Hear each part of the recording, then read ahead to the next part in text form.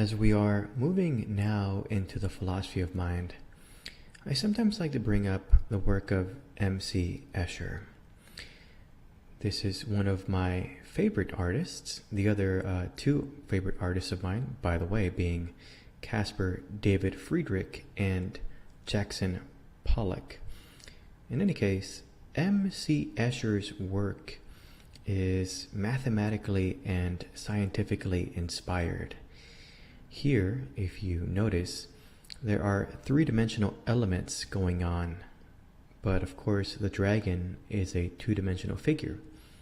There's something playful going on here. It's a two-dimensional figure attempting to bite its own tail in 3 dimensions. So something impossible happening. That is, of course, a running theme in Escher's work. He liked to attempt to represent the impossible. Of course, if we believe the physicists, then we are composed of atoms, and atoms are apparently mostly empty space, which leads us to the conclusion that we are mostly empty space. So counterintuitive, and Escher here attempting to represent that. So Escher's work is I think, very interesting, and although he claimed that he had no mathematical ability, I tend to love his work, and I see it as maybe sometimes the best intuitive representation of some mathematical concepts. In any case, I wish Escher was around today, because I see some problems in the mind sciences and some attempted solutions that are so counterintuitive. I wish I knew how he would represent these problems. If he were here, I wonder what sort of images these problems would inspire. We're going to cover some views now that seem, well, it's not going to work out. So I want to give you kind of a buffet of views in the philosophy of mind, just to show you how difficult this problem of accounting for consciousness purely through the physical, right? We're taking this perspective of the materialist here, but there really is almost an unbridgeable gap here. It's difficult to conceive of how the physical could possibly give rise to consciousness. So all this is going to be moving towards a view in cognitive science. So I kind of want to give you a heads up now. We're going to cover a couple of views, and they're going to end where the philosophy of science, cognitive science, basically begins. So let me take this here from the slides. In his excellent introduction to the philosophy of cognitive science, Andy Clark provides a rough and ready survey of historically important positions in the philosophy of mind. Cognitive science tends to pick up where these positions leave off. So we do have a PDF of Andy Clark's Mindware, a little section of it, in the suggested reading, and I think it is a nice, quick survey, a tour de force, if you will. But we're going to dive into some more detail into some of these views. So the idea here is we're going to end where the philosophy of cognitive science kind of begins. So without further ado, here are 3 materialist positions on how the mind works. We're going to begin with a very, very famous one, although accurately characterizing it is harder than you might think. Behaviorism actually is not a single view. There are many versions of this, and we'll get into that in a bit. Let's define it for now this way. Behaviorism is an umbrella term for a family of views that claim, in general, the following. Either mental states don't exist, or they might as well not exist, since they cannot be studied directly. So, we should focus research instead on behavioral dispositions. That second clause, Clause B, tended to dominate psychological research throughout the middle of the 20th century, much of the 20th century. was a behaviorist paradigm, the reign of the behaviorist paradigm. In any case, let's give a couple of examples of behaviorist type thinking. So it's easy to kind of make cartoons of behaviorists, but these kind of approaches, they're pretty standard in the psychological literature. Maybe their more radical claims are not accepted anymore, but let's take a look at some of these. For example, on the far left there with the dog and the ball and the bone, the idea there is that's association, right? So you train the dog to get the ball by always giving him a bone after he gets the ball. And eventually, even if you don't show him the bone, you just show him the ball, he knows he's going to get a bone afterwards, and that's why he retrieves the ball. Association. Over here in the middle, we have a child who is apparently very messy. And so how do we get him to be cleaner? Well, it's sticks and carrots, basically. You should reprimand him when he is messy, and you should reward him when he's clean. And eventually, this will train the child to be clean. Here on the right, aversion therapy. The idea here is if there is some habit of yours that is less than salubrious, meaning not entirely healthy, what you should do is you should associate that habit with its likely consequence, an increased risk of lung cancer, for example, which leads to death, and that association will lead you to stop engaging, hopefully, in said behavior. That's the idea. This is kind of a cartoon of, behaviorism, but it is, that is some aspects of the view. It's a little more complicated, obviously, so let's look at that briefly. In his article in the Stanford Encyclopedia of Philosophy, George Graham makes the case that behaviorism is not homogeneous. In fact, there's at least 3 kinds of behaviorism. So you can take a look at that article if you'd like. I am here only focusing on one kind of behaviorism. We will focus on what is sometimes called radical behaviorism or psychological behaviorism. This is a view that behavior can be described and explained without making ultimate reference to mental events or to internal psychological processes. The sources of behavior are external in the environment, not internal in the mind or in the head. That bears repeating. The behaviorists believe that what's going on between your ears, it's not really relevant. If you want to know why you behave a certain way, look to the environment. That will explain it all. You can explain all behavior purely through the environment. So I like the way that Hibbing and his colleagues put it. Put more bluntly, the interior architecture of an organism is irrelevant. All that matters are the carrots and sticks that direct the organism's behavior. So Hibbing and his colleagues are actually arguing against behaviorism, but I like that they put it so bluntly because, that is what this radical form of behaviorism really says. Okay. Oh, and by the way, this view was most famously advocated by the American psychologist B.F. Skinner. Fair warning, by the way, many of the experiments we'll be looking at here are, well, let's just say that they wouldn't be passed by an ethics review board nowadays. They are, well, the middle of the 20th century was just a different time. Let's say that much. Okay. Let's dive deeper here. Behaviorists believe that the appropriate rewards and punishments will determine the behavior of any organism. Pigeons, rats, humans, whatever. All minds work in this way. So here, pictured on the right, is Ivan Pavlov. I don't know if that rings a bell, but he is very famous for conditioning dogs to salivate under the right stimulus. So, very, very famous behaviorist thinker there.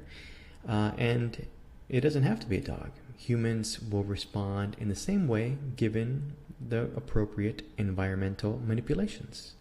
Speaking of environmental manipulations, Skinner's teacher, John Watson, used to boast that given the right environmental manipulations, he can turn any infant into whatever he wanted: artist, merchant, beggar, thief, whatever. So this should be, I hope, reminding you of a figure we covered way back from the 17th century. Now that we're in the 20th century, that's a long time ago. But the idea here is kind of shocking, and I might add that this was a very prevalent view at the time. I mean, the communists, there was entire communist regimes who believed this. Stalin and Mao seemed to believe this. Mao went so far as, when he needed more farmers, he thought to himself, yeah, just put people from the city in the farms and they will become farmers, right? So the environment will shape you as needed. That didn't turn out too well, and we'll talk about the problems with behaviorism. But let's just make sure their assumptions are kind of clearly stated here. So clearly then, the behaviorists accepted the blank slate hypothesis as advocated by John Locke. Behaviorists also assumed the universality of humans and admitted of no variation between them. So let's unpack these 2 points. Yes, John Locke is back here. The blank slate hypothesis is clearly being advocated here by the behaviorists. I might add that John Locke is not the only advocate of the blank slate hypothesis. Rousseau is also a famous advocate. So this idea was still permeating in intellectual circles. The other element that we really have to make sure is clear here, something that hadn't really been mentioned before, but the behaviorists basically believe that all humans come not only with a blank slate, but basically with the same degree of capacities. Any, normal functioning human, they can all, given the right environment, they can all reach a certain degree of intelligence. They can all reach a certain athletic, capacity. They can all reach, for example, they can all be molded to have particular political views. You can make communists, some behaviorists believed. You can make a conservative person or a liberal. It's all about the right conditions. So this is a view that's, all of behaviorism has come into dispute, as I will show you in a second. And this view in particular is getting more attention as of late, and I mean in the last 20 years. So an interesting view to kind of be aware of. In any case, various experiments and theoretical problems with behaviorism eventually forced the view out of favor. This is not to say that there are no behaviorists left. In fact, I know one. But in general, its stronghold on the social sciences did wane and eventually faded completely, basically. So let me tell you that story real quick because it ties to something else we'll be covering. So behaviorism is widely seen as being debunked by Chomsky and his universal grammar. The full story is actually more complicated. So let me tell you the fake story, because part of it is true. But Chomsky, who is a linguist, basically argued against the behaviorist camp through linguistics. He said, it is plain, it is obvious that infants learn a language even when there isn't enough stimuli in the environment to really develop a full-fledged language. So this is called the poverty of stimulus argument. But just think about how easy it is for infants to learn a language, in many cases multiple languages, with pretty much zero effort. I know that in my case, I was raised in Mexico, and so I know Spanish, of course, and I was taught English in the schools there, in my school. And my parents didn't even really know it very well. I mean, they still don't know it very well, but I think my English is pretty okay. And it was through just a handful of lessons a week in my school in Mexico City. So through very little stimulus, I learned an entire language. And that's the idea that Chomsky is trying to push here. And he says the behaviorists can't account for this. And so Chomsky suggests that we have some language acquisition device. It's almost like we have a template in our minds that is designed to acquire language quickly and efficiently. All the rules of syntax and all that, they're acquired so easily that we actually follow syntactical rules without being able to, explain them. When people are learning a language that I know, and they ask me, why do you do this, little syntactical thing? I'm many times not even aware of it because it just all comes naturally. And so this means that language is learned very easily. So Chomsky's view is, it's pretty accepted nowadays, and it has interesting implications. One of them is that there isn't a blank slate. We are at least born with a template for language. Okay, so that's the kind of, unfortunately, the official story. It's Chomsky that took down behaviorism. Really, the story is more complicated, and I want to tell you some of that now. But here's the general idea. The 60s produced many problems for behaviorism. For example, Harry Harlow's experiments with rhesus monkeys showed that these monkeys preferred a cuddling mother over a feeding mother, no matter how much conditioning they received. Now, as I said earlier, these experiments would not be ratified by any ethics board, but what was going on here is that monkeys were put in cages with wire mothers, if you want to call those objects mothers. There's many iterations, but one mother in this particular iteration was, basically had a feeding tube, and that was the feeding mother. And the other mother was warm, had a little heater in her, and was cuddly, had basically just a cloth over her. And the monkeys tended to prefer that one to the point of starvation or near starvation. By the way, these monkeys were never properly socialized, right? So they had, Harlow basically did a number on these monkeys. In any case, what Harlow showed is that the behaviorists were wrong. They said you can condition any behavior. Harlow could not get the monkey to prefer the mother with the feeding tube attached to it, with the bottle there. So the behaviorists are wrong. We are predisposed, or at least rhesus monkeys are predisposed to, get some kind of warmth and some kind of affection from our mothers, no matter what the conditioning. So there's one set of experiments. There's also, a little bit before Harlow, this. So a few years prior to Harlow's experiments, John Garcia, no relation, was unable to condition rats to not drink a substance if it didn't smell bad, suggesting that rats are predisposed to trust their sense of smell over any conditioning. This is known as the Garcia effect.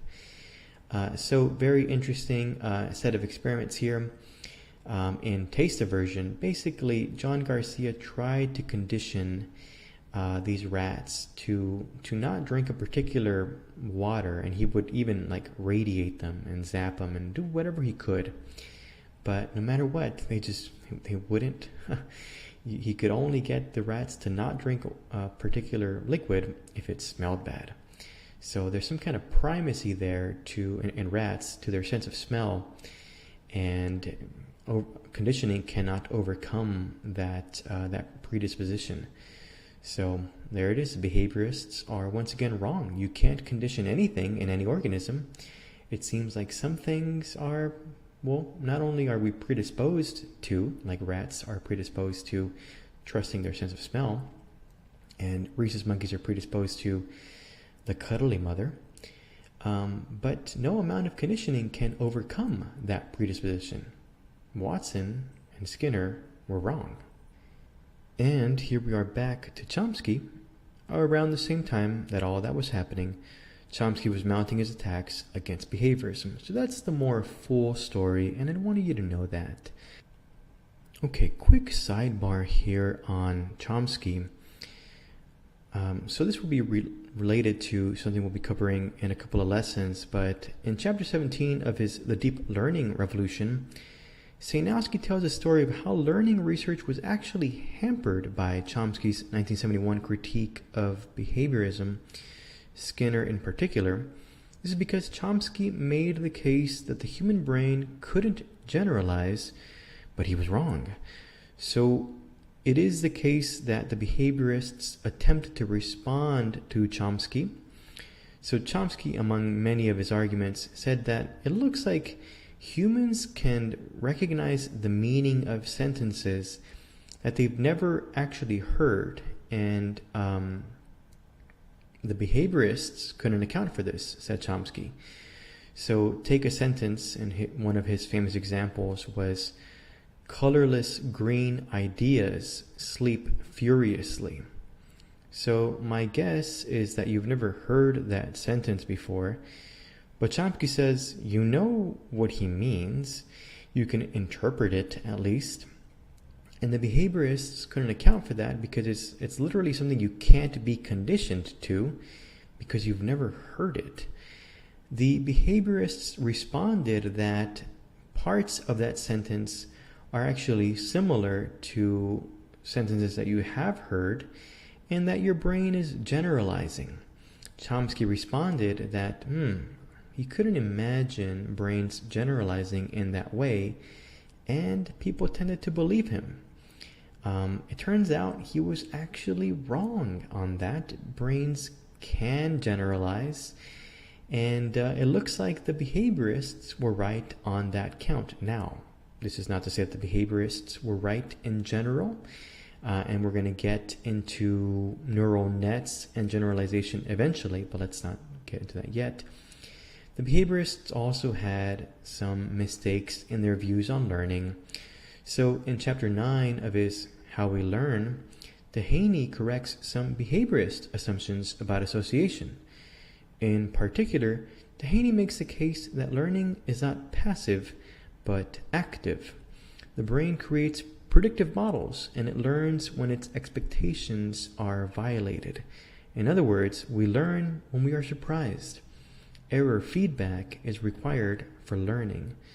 All this to say that in the 20th century, the middle of the 20th century, there were multiple views on learning, and of course there's views on learning going back centuries, and a lot of them were wrong.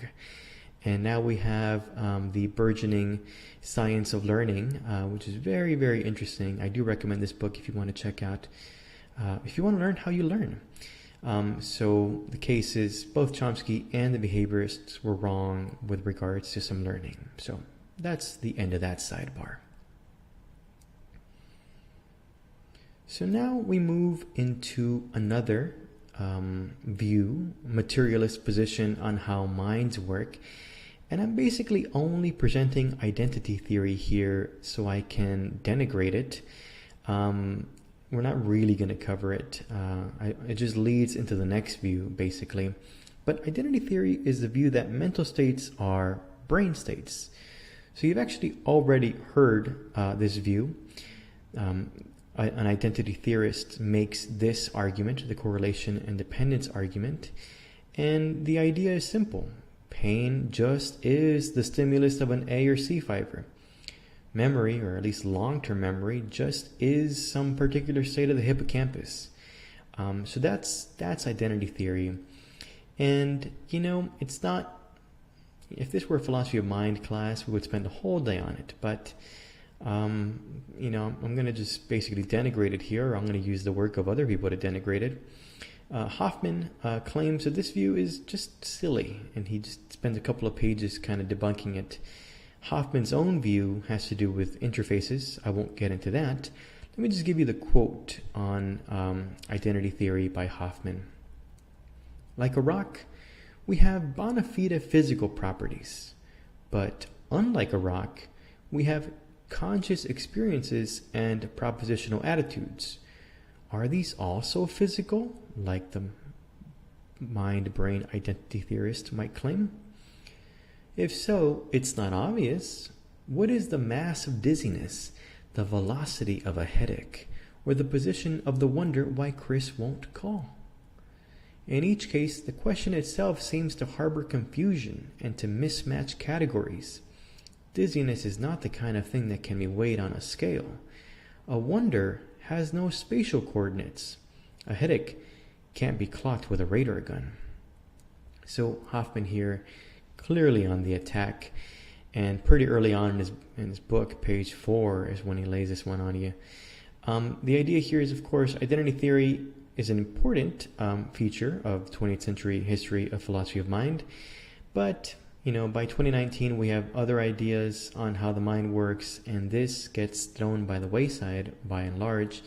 The reason why I mention it is this: it's commonly believed that identity theorists transitioned into functionalism in the 1960s as the field of cognitive science was in its nascent stages.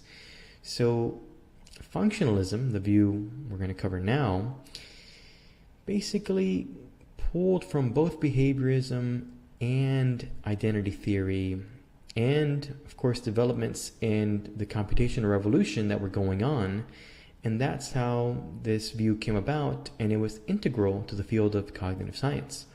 So cognitive science is it's an amalgamation of various disciplines, and it is near and dear to my heart. I do read a lot of literature from the cognitive sciences, and it turns out, and I'm sure you've noticed, but in any case, early on in the 60s, basically the working assumption for cognitive science scientists was functionalism.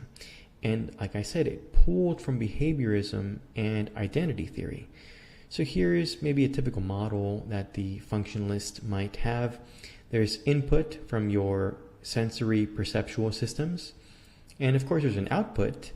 And remember, the behaviorist would basically only leave it as input and output, and that's it. That's all that matters. And whatever's in between, it's a black box. We don't care. It doesn't matter. Irrelevant. But the functionalists were saying, well, of course what's going on between input and output matters. Of course beliefs and desires and your models of the world, your predictive models, of course they matter. So the functionalists are taking this into consideration and incorporating it into their theory. It's also the case, though, that the functionalists know that in order to understand these functions, you have to look at the brain, obviously. So it's taking elements from both, and that's how the view comes about. Of course, I might stress that it is also severely influenced by the computational revolution. More on that next time. So here we define functionalism as follows. Functionalism is a view that what makes something a mental state has nothing to do with what it is made out of, brain or whatever, but rather has to do with the role that it plays in the system of which it is a part.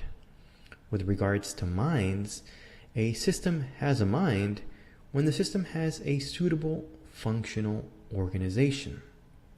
So this is where the mind program computer brain analogy comes from, and maybe you can understand this view a little bit better by seeing a most famous version of it.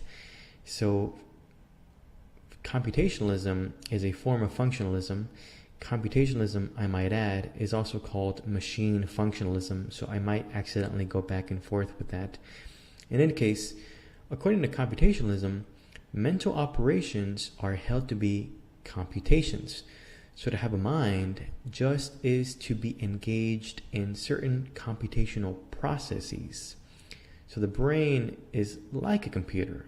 It isn't a computer per se. Obviously, we can program computers differently and change the hardware and et cetera, but the brain is certainly a computational system. That's kind of the idea here. And the mind, our consciousness, that's a program too. We have a consciousness program, we have a vision program, We have perhaps an inference program, our logical reasoning skills. We have programs for a lot of things, and that's the idea here. That's the idea behind machine functionalism or computationalism. Early functionalists believed that their view, machine functionalism or computationalism, had many of the benefits of behaviorist and identity theories, but got rid of their theoretical and empirical problems. Here pictured is Hilary Putnam, who was the individual most responsible for bringing machine functionalism to philosophy. According to functionalism, what matters for mentality is a pattern of organization, which could be physically realized in many different ways in multiple substrates, not just brains. So an important way in which functionalism diverges from identity theory is that it doesn't have to be just the substrate known as the brain. It doesn't have to be just meat. If all you're thinking about, if you're abstracting away from the brain and thinking about patterns of organization or functional capacities, programs, if you're thinking in those terms, then it doesn't have to be your brain, and perhaps you can realize minds in other things. Maybe you can see where we're going with this. In any case, I know there is a lot to think about here. So I kind of want to summarize this in the following way.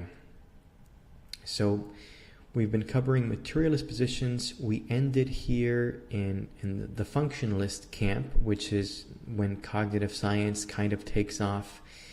And the reason why we're covering this is because we're trying to, let's just say we say dualism is false, and we just move forward with materialism.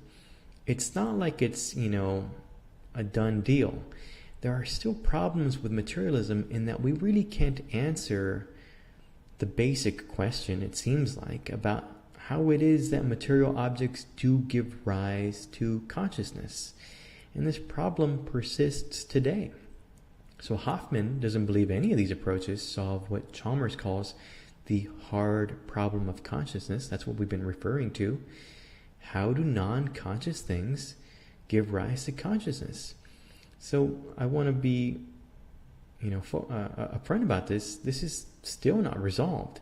And so the idea here behind materialism is that even if we want to side with it, it comes with problems. It comes with unanswered questions. And at least for our story, it leads into where we're leaving off with functionalism. It leads into the next dilemma. And it's one of my absolute favorites. So, my friends, this is dilemma number 9.